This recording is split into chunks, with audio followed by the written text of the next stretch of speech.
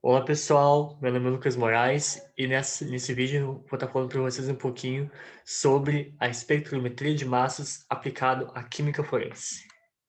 Bom, a espectrometria de massas ela vai ser uma técnica analítica que vai ser utilizada para realizar a separação e a medição entre a relação de massa-carga de íons que são produzidos em fase gasosa pela ionização de uma substância química.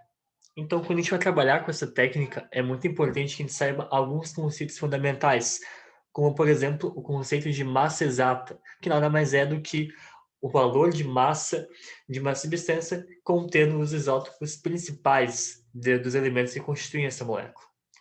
Outro conceito importante para se entender também é o de massa-carga, que vai ser a relação da formação da massa e da carga de um fragmento formado através da espectrometria de massa. Outros dois conceitos importantes é o de pico base e o de íon molecular. Bom, o pico base ele vai corresponder ao fragmento que vai possuir o maior sinal no espectro de massas, ou seja, ele vai ser o fragmento que vai possuir a maior estabilidade química.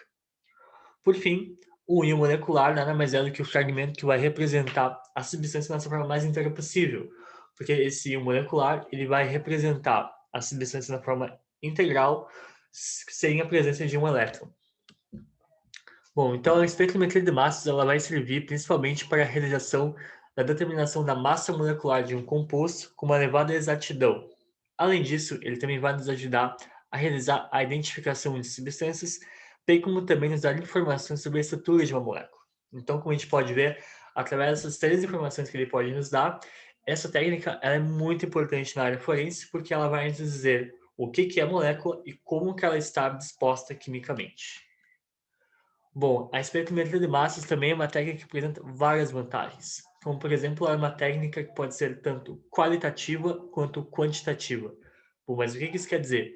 Uma técnica qualitativa quer dizer que ela vai nos possibilitar que a gente saiba quais compostos estão na nossa amostra. Ao passo que uma técnica quantitativa é aquela que vai nos permitir saber qual é a quantidade do composto que está naquela amostra. Então, utilizando a espectrometria de massas, nós temos essas duas vantagens. Ela é uma técnica tanto qualitativa quanto quantitativa. Além disso, ela tem uma alta sensibilidade. O que isso quer dizer? Que a gente consegue detectar um composto em quantidades muito pequenas, em partes por milhão ou partes por bilhão. A espectrometria de massas também é uma técnica universal, ela vai conseguir detectar vários tipos de compostos e também uma análise relativamente rápida. Então, quando a gente fala que a espectrometria de massas é uma técnica analítica que ela é universal, a gente quer dizer que ela vai conseguir analisar compostos que são polares, não polares, voláteis, não voláteis, sólidos, líquidos e gases. Então, é um amplo tipo de amostras que a gente pode utilizar nessa técnica. E a gente associando a espectrometria de massas a outras técnicas, como por exemplo a cromatografia gasosa ou a cromatografia líquida, vai permitir que a técnica tenha uma maior eficiência, porque quando a gente junta a espectrometria de massas com técnicas cromatográficas, nós vamos possibilitar que haja uma separação dos componentes da amostra e assim isso vai nos permitir que a gente consiga detectar uma substância com maior eficiência no espectrometria de massas. Bom, nesse slide aqui eu mostro para vocês as partes de um espectro de massa. Bom, é importante salientar inicialmente que a técnica ela funciona no sistema de vácuo. Então, todos esses elementos eles vão estar num vácuo dentro do equipamento. Então, nós temos cinco partes principais. O inlet, que é a porção onde nós vamos ter a entrada da amostra, e essa entrada da amostra pode ser tanto através de um cromatógrafo quanto por injeção direta. Logo depois que a amostra é inserida no equipamento, nós vamos ter a porção que é chamada de ion source, a fonte de íons, que vai ser o local onde nós vamos ter a ação de um feixe de elétrons para que a molécula seja fragmentada. E essa fonte de íons ela pode ser de várias formas, pode ser de molde, pode ser de impacto de elétrons, pode ser de ionização química. Então, são vários tipos que nós vamos ver durante o decorrer desse vídeo. Logo depois da molécula ser fragmentada, ela vai para o analisador de massas, esse analisador de massas ele vai realizar uma filtração dos fragmentos para que eles possam ser posteriormente detectados. E esse analisador de massas ele pode também ser de vários tipos, como por exemplo o tempo de voo, o corpo polo e a armadilha de íons. Depois a amostra passar por esse analisador de massas, ela vai para o detector e, por fim, ela vai para o nosso sistema de dados. Bom, então aqui tem outro esqueminha um pouquinho mais esquematizado para mostrar para vocês como é que vai funcionar o espectrometro de massas. Então a gente vai ter inicialmente a nossa amostra e essa amostra vai para o inlet. Logo depois ela ser injetada no equipamento, vai ocorrer a formação de íons no nosso ion source. Logo depois, o nosso filtro de massas ele vai realizar a separação desses íons fragmentados, que são conduzidos até o detector e que vai realizar então a detecção dos íons, gerando o nosso resultado na forma de um espectro de massas. Então, o que é o inlet? Ele vai ser a parte inicial do nosso equipamento que vai ser responsável pela porção de introdução da nossa amostra no espectrômetro de massas. Então, como eu já havia falado para vocês antes, essa injeção ela pode ser feita por injeção direta pela passagem da nossa amostra por outro equipamento. Muito frequentemente esse equipamento é a cromatografia, tanto gasosa ou líquida. Então, aqui nessa figura, eu tenho para vocês aqui um cromatógrafo gasoso acoplado a um espectrômetro de massas. Bom, caso nós queiramos realizar uma injeção direta da nossa amostra, direto no espectrômetro de massas, a gente utiliza essa posição aqui, ó, do equipamento que eu estou sublinhando aqui por cima, que a gente vai abrir esse compartimento e ali vai ter uma porção do equipamento que é responsável para que seja injetada a amostra diretamente no equipamento. Então, nós colocamos a amostra numa seringa e nós injetamos o equipamento diretamente nesse compartimento. Agora, caso a gente passe a amostra de cromatografia, bom, a gente passa a amostra num vaio e ela passa toda pela cromatografia gasosa, cromatografia líquida, nesse caso, cromatografia gasosa, e depois de ser separada, essa amostra ela vai ser transferida na forma de vapor através da interface. O que é a interface? É essa porção aqui ó, sublinhada que fica entre o cromatógrafo a gás e o espectrômetro de massas. E nessa parte é literalmente um pequeno cano que vai transportar a amostra do cromatógrafo para o espectrômetro de massas que está operando no sistema de vácuo. Bom, então depois da amostra ela ser injetada no equipamento, a gente vai realizar a etapa de ionização dessa amostra. Bom, então, como é que isso ocorre? Então, a nossa amostra, inicialmente, ela vai ser vaporizada. E nessa amostra, na forma de gás, a gente vai incidir sobre ela um feixe de elétrons. Quando esses feixes de elétrons eles atingem a molécula, nós vamos gerar uma ionização dos halogênios. Então, aqui nós temos um pequeno esquema de como isso vai acontecer. Então, aqui, representando a letra M, nós temos a nossa amostra, e essa amostra sofre a incidência de um feixe de elétrons, com certo grau de energia. A partir da incidência desse feixe de elétrons, nós vamos ter a formação do íon molecular. O que é esse íon molecular? É a nossa amostra sem um elétron, ou seja, com uma carga positiva. Então, nós vamos ter também nessa equação o nosso feixe de elétrons que continua incidindo sobre a nossa molécula, porque nós vamos gerar, além desse molecular, outros tipos de fragmento. E também nós temos esse elétron que foi arrancado da molécula. Então, aqui ao lado nós temos mais ou menos como é que funciona esse sistema aqui de ionização. Então, nessa parte aqui de cima, nós temos o inlet. Então, a amostra é injetada, entra para o equipamento, ela vai ser vaporizada nessa câmara. E aqui, ó, nós temos dois filamentos que vão ter esse feixe de elétrons. Então, no momento que a amostra ela passa por esse feixe de elétrons, ela vai ser fragmentada e esses íons, posteriormente, vão ser conduzidos para o analisador de massas. Então, aqui nós temos um espectro de massas da seguinte substância. Então, aqui é importante que a gente possa observar alguns elementos principais nesse espectro, como, por exemplo, o íon molecular, o pico base e como vai acontecer a fragmentação. Essas informações elas são muito importantes porque elas vão nos informar como é que a molécula, como é que ela está disposta quimicamente e analisando esse espectro, essas informações dos fragmentos, eles vão nos dar informações sobre como é que é essa molécula. Então, aqui nesse espectro de massas, no eixo X, nós vamos ter a massa-carga dos fragmentos e no eixo Y nós vamos ter a sua abundância. Então, aqui a gente pode ver que essa amostra ela tem um íon molecular com massa-carga de 100, ou seja, o peso molecular dela é em torno de 100 gramas. Isso vai nos dar, então, qual é o tamanho da molécula. Aqui também a gente pode verificar que o segundo fragmento dessa molécula ele tem uma massa-carga de 71, ou seja, houve uma quebra na molécula de massa 29. Posteriormente, nós vamos ter outros fragmentos, como o fragmento de massa carga 57, o de 43 e o de 29. E a gente pode verificar que nós temos um fragmento que possui uma abundância bem grande comparada com os outros, que é o fragmento de massa carga 43. Esse fragmento, como ele possui a maior abundância, ele é chamado de o pico base. Ele é o pico que tem a maior quantidade em relação aos outros picos que tem na nossa amostra. E isso está relacionado com a sua estabilidade química. Quanto mais estável ele for, maior vai ser o seu tamanho, maior vai ser sua abundância. Então, essas fragmentações aqui, elas podem nos dar ideia de como é que a molécula é. Então, nós já sabemos que ela tem um tamanho de 100, e através dessas fragmentações a gente pode ir formando a molécula, através de tabelas que existem, que vão nos dizer o que pode ser cada tipo de fragmento que é encontrado num espectro de massa. Então, aqui nesse caso, ó, aqui nós já sabemos a molécula. Então, nesse caso, quando nós temos a fragmentação de 29, quer dizer que a molécula perdeu esses dois últimos carbonos, formando o pico de massa carga de 71, que corresponde a toda essa outra parte da molécula. Agora, quando segue tendo a incidência do feixe de elétrons, a molécula segue se fragmentando, ela vai perder mais carbonos. Então, aqui, no pico no pico de massa carga 57, nós temos somente essa parte de cada molécula. E assim sucessivamente, através da ação do feixe de elétrons, cada vez mais a molécula vai se fragmentando, formando outros tipos de fragmento. Aqui é outro exemplo que a gente também tem ideias um pouco similares. Então, aqui, o último pico que a gente chama de pico do íon molecular, que vai corresponder à massa molecular da nossa amostra, da nossa molécula, desculpa.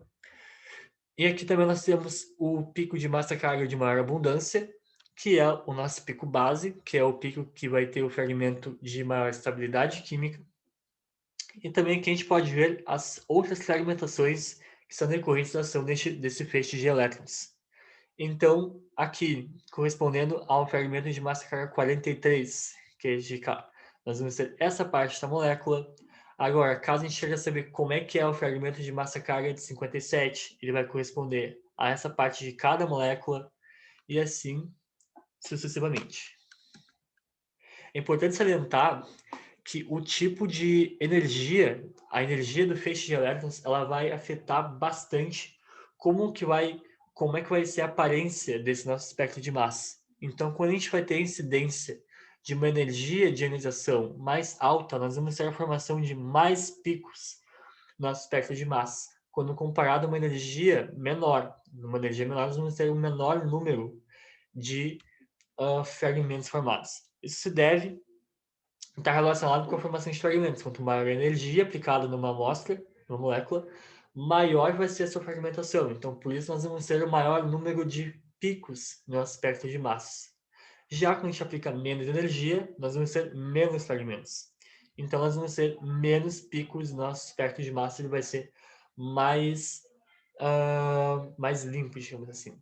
Então, além desse tipo de fragmentação, isso vai afetar também a formação dos fragmentos. Então, às vezes pode formar um fragmento mais estável, outro menos estável. Então, por isso nós vamos ter uma diferença entre o pico base num espectro de massa que vai ter uma energia de ionização em torno de 15 eletronvolts, quando comparado de um de 70 eletronvolts. Então, tudo isso vai afetar bastante, além dos tipos de fragmentos, como que vai ser o pico base. Geralmente, se utiliza uma energia de ionização em torno de 70 eletronvolts nas análises em laboratório. Bom, então, então, como é que vai acontecer essa forma de os tipos de ionização química que acontecem para a formação de fragmentos? Bom, no tipo de ionização química, a amostra ela vai ser ionizada através de uma colisão de íons produzidos pelo bombardeamento eletrônico de um excesso de gás reagente. Então, nesse caso, nós temos aqui o gás metano. Nós vamos incidir sobre ele elétrons, e a partir desse de elétrons, nós vamos arrancar elétrons desse metano, formando um radical. Esse radical, ele pode reagir através de várias formas. Ele pode reagir com outra molécula de metano, formando um outro radical, o CH5.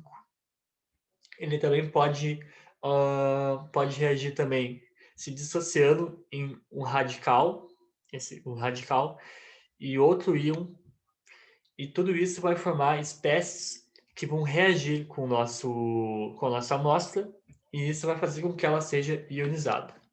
Bom, então nesse tipo de ionização química, essa colisão de gás ionizado com analito, ele pode ocorrer formando uma ionização através de três formas: através da transferência de prótons ou da transferência de hidretos.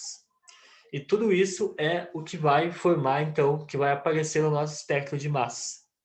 Como a gente pode ver, vamos ver agora nos próximos espectros que eu mostro para vocês, a ionização química ela vai gerar menos fragmentos que a ionização por elétrons. Então, aqui nesse caso, nós temos dois espectros da mesma substância, o 3,4-dimetoxacetafenona.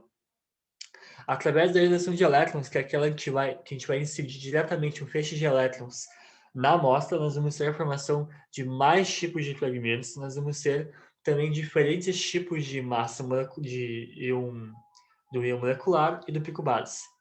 Agora, quando a gente tem a aplicação de uma ionização química, ou seja, que a gente inicialmente passa o feixe de elétrons em um gás, e esse gás se ioniza, e posteriormente esse gás ionizado que vai gerar a ionização na nossa molécula, nós vamos ter um outro tipo de espectro. Então aqui o espectro muda bastante, então nós vamos ter diferença no íon molecular, no pico base e nos outros tipos de fragmento. Então a escolha do tipo de ionização é muito importante porque ela vai também afetar o nosso espectro e nas informações que ele vai nos dar. Bom, então depois que a molécula vai ser ionizada, tanto na forma de ionização química ou na ionização por elétrons, ela vai para os ionizadores de massa. O que são eles? O que são essa parte aí que eu comento? Eles são porções do espectro de massas que eles vão focalizar esses íons moleculares. Então, esses íons moleculares vão passar por um campo magnético e eles vão ser defletidos de acordo com a sua massa. Então, aqui mais ou menos nós temos um esquema de como que funcionaria. Então, inicialmente nessa parte K, nós vamos ter a injeção da molécula, a sua vaporização, a sua ionização. As moléculas são conduzidas e aceleradas no equipamento e passam por uma parte do equipamento que ela tem a ação de um campo magnético, que é o nosso analisador de massa. A partir da ação desse campo magnético, as amostras, os experimentos, eles vão ser defletidos de acordo com a sua massa, fazendo com que eles sejam separados e possam ser detectados. Então, esses analisadores de massa, eles podem ser de várias formas também. O mais comum deles é na forma de quadrupolos, que são essas 4 barras aqui que a gente pode ver. São barras bem pequenas, em torno de talvez uns 5, 10 centímetros de tamanho, e nessas barras elas vão possuir um campo magnético, e esse campo magnético vai fazer com que os fragmentos eles sejam separados e possam ser detectados no detector. Então, aqui, só para dar uma caracterizada no que são os quadrupolos, eles vão ser 4 cilindros metálicos paralelos, nos quais passa uma corrente elétrica e através dessa corrente elétrica se forma um potencial de radiofrequência alternante e assim um campo magnético. Os fragmentos vão passar no interior desses quadrupolos e isso vai fazer com que a sua trajetória seja alterada de acordo com a sua massa. E esse tipo de quadrupolo, o quadrupolo é o analisador mais utilizado na espectrometria de massa. Então aqui mais ou menos é um esquema de como é que vai funcionar. Então o nosso fragmento vai passar por dentro do quadrupolo e de acordo com a massa dele, ele vai ser separado da nossa amostra. Então aqui são 2 tipos de fragmento. Então a gente pode ver que o primeiro fragmento chegou e os outros que chegaram após, eles acabaram sendo defletidos e assim eles vão ser separados. Agora, os quadrupolos vão nos permitir fazer 3 tipos de análise principal: o de varredura, de monitoramento de íon e de acoplamento de quadrupolos. Bom, a varredura ela vai nos permitir que a gente tenha uma substância e a gente não conhece ela. Então, no formato de varredura, a gente vai conseguir detectar todos os fragmentos que são produzidos pelo analito. Agora, vamos supor que a gente conhece a nossa amostra e a gente está interessado para ver se nessa amostra tem um tipo de substância em si que a gente sabe qual é o fragmento um fragmento bem conhecido dela. Então, a gente pode fazer com que a nossa análise ela foque apenas nesse tipo de fragmento, ou seja, apenas nessa razão de massa-carga. Isso se chama de monitoramento de íon. a gente vai pesquisar somente por um íon específico, um fragmento específico na nossa amostra. E se a gente quiser aumentar a sensibilidade da nossa análise, a gente pode utilizar outro quadrupolo. Ou seja, a gente passa a amostra por um quadrupolo e passa por outro quadrupolo. Isso vai aumentar a sensibilidade do equipamento. Bom, aqui mais ou menos é outro esqueminha para vocês de como que vai funcionar um espectrometro de massa. Bom, então inicialmente a amostra ela vai adentrar no equipamento através do inlet e depois dela adentrar no equipamento, ela vai ser vaporizada e ela vai passar então para o nosso setor de ionização, em que a amostra então ela vai ser incidida tanto um feixe de elétrons ou de um gás ionizante, e isso vai fazer com que ela forme íons e se fragmente. Então aqui a gente já o vídeo está rodando na parte em que a amostra ela sofreu a sua ionização. Então depois que a nossa amostra ela foi ionizada, ela vai para a parte do analisador de massa, que como a gente viu por enquanto um tipo de analisador, que é o de quadrupolo, mas existem outros tipos que eu vou falar para um pouquinho para vocês depois. Então, depois que a amostra ela é ionizada, deixa eu dar avançar um pouquinho por aqui, são gerados fragmentos, e esses fragmentos vão ter vários tipos de tamanho, e esse tamanho, e através da diferença do campo magnético que vai incidir sobre esse tipo de fragmento, eles vão ser defletidos, e assim, isso vai possibilitar que eles sejam separados entre si. Então, depois da ação do analisador de massa, eles vão ser separados, ó, eles vão ser separados, e depois de ser separados, eles chegam ao detector e assim eles vão poder ser detectados, formando assim o nosso espectro de massas. Então aqui formam-se assim os picos que a gente vê no nosso espectro de massas. Bom, então como a gente viu, o espectro de massa ele vai poder nos dar informações sobre o que é a amostra e como que ela é. Então ele é muito importante para a área de química forense, porque ele vai nos ajudar na identificação de componentes de amostras, sendo um padrão ouro em análise forense, porque ele vai nos dar resultados que eles vão ser conclusivos. Frequentemente a gente pode encontrar o espectrômetro de massa associado a outras técnicas, como eu já havia falado para vocês, a cromatografia gasosa, a cromatografia líquida, porque a associação com essas técnicas vai possibilitar que a gente tenha uma maior eficiência de separação e de resultado. Então aqui agora eu trago para vocês um pouquinho do como que a espectrometria de massas ela pode ser aplicada na área forense. Esse aqui é um artigo, um trabalho que a gente fez no nosso grupo de pesquisa, que foi aplicado para a detecção de componentes presentes em agentes emagrecedores ilícitos que foram apreendidos pela Polícia Federal. Então, o objetivo principal desse trabalho foi de avaliar os vários tipos de métodos de extração que podem ser aplicados para que a gente possa identificar uma substância. Também foram aplicadas novas técnicas de análise para identificar as substâncias, bem como também tem por objetivo identificar agentes amedrontadores que foram apreendidos. Bom, então o que foi feito inicialmente nesse trabalho? Toda vez que chega uma amostra de drogas ou algum tipo de medicamento ilícito, inicialmente ele tem que passar por uma triagem que se chama de inspeção visual. Então a gente vai verificar as informações que são contidas no rótulo, no recipiente e também na cápsula do medicamento. Então, aqui no caso, a gente tem um medicamento chamado de Bufingras. Então, a inspeção visual desse medicamento, a gente pode verificar que ele possuía nome comercial, princípio ativo, o tipo de administração, tinha um logotipo, além do número de lote e de validade. No entanto, ele tinha várias inadequações, como, por exemplo, o laboratório não tinha endereço físico, não havia um holograma, não havia a composição do medicamento, nem a data de fabricação e o registro da Anvisa. E todas essas informações elas são necessárias são encontradas em medicamentos que não são falsificados.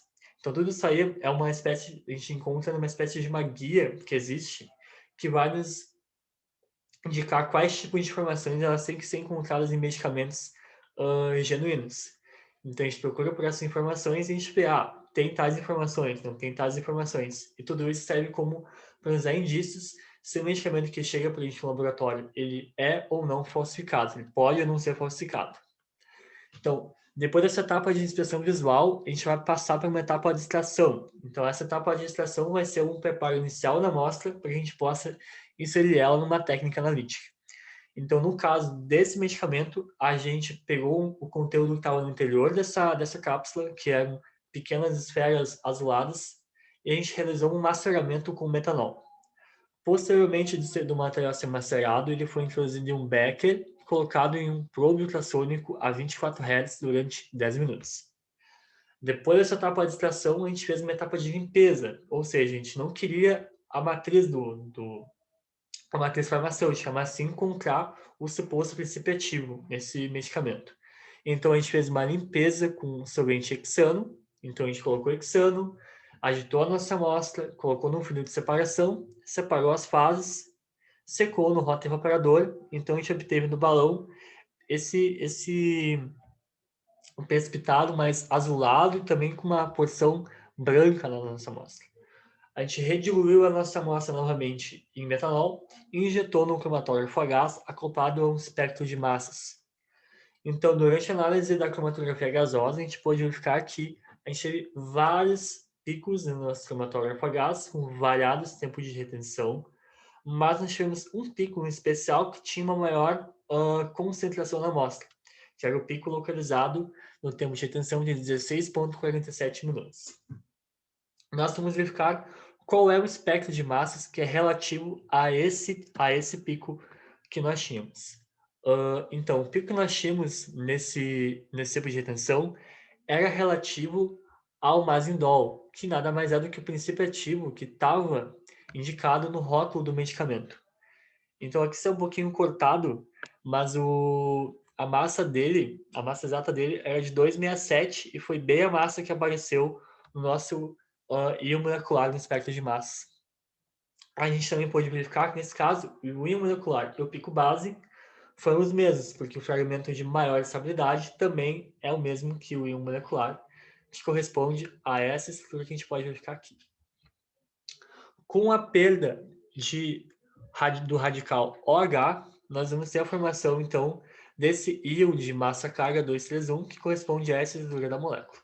Bom, aqui a gente pode verificar que tem uma mudança, não é um valor exato, mas é porque tudo isso vai estar relacionado também com rearranjos e na presença não de radicais na estrutura da molécula. Isso vai afetar, então, um pouco nesse valor, um pouquinho nesse valor de massa carga. Mas ele correspondia a esse tipo de fragmento. Bom, outro trabalho também feito no nosso grupo de pesquisa, então, que é um trabalho também que envolve a química forense e utilizando também a espectrometria de massas, foi um trabalho que foi feito para avaliar agrotóxicos que foram apreendidos pela Polícia Federal. Então, nesse trabalho a gente realizou a avaliação de métodos de extração aplicados nesses agrotóxicos e a gente também tentou fazer a identificação de formulações desses agrotóxicos. Então, inicialmente nós fizemos uma etapa de extração, então nós passamos a porção desse agrotóxico em variados tipos de solvente, nesse caso, ou foi em diclorometano ou foi em acetonitrila. Nós fizemos a adição dessa amostra no micro-ondas, colocando ele por 5 minutos a 200 watts, no ponto de fusão, no ponto de ebulição do solvente. Posteriormente, a fase orgânica foi transferida para um vário e foi injetado num cromatógrafo a gás acoplado a um espectrômetro de massa. Então, aqui embaixo nós temos as fotos dos dois tipos de agrotóxicos que foram apreendidos, o Fiprum e o Mustang. O Fiprum ele tinha como o alegado substância ativa o fipronil, uma concentração de 20% peso-volume, enquanto que o Mustang ele tinha como princípio ativo alegado o imazetapir, uma concentração de 9,3% peso-volume.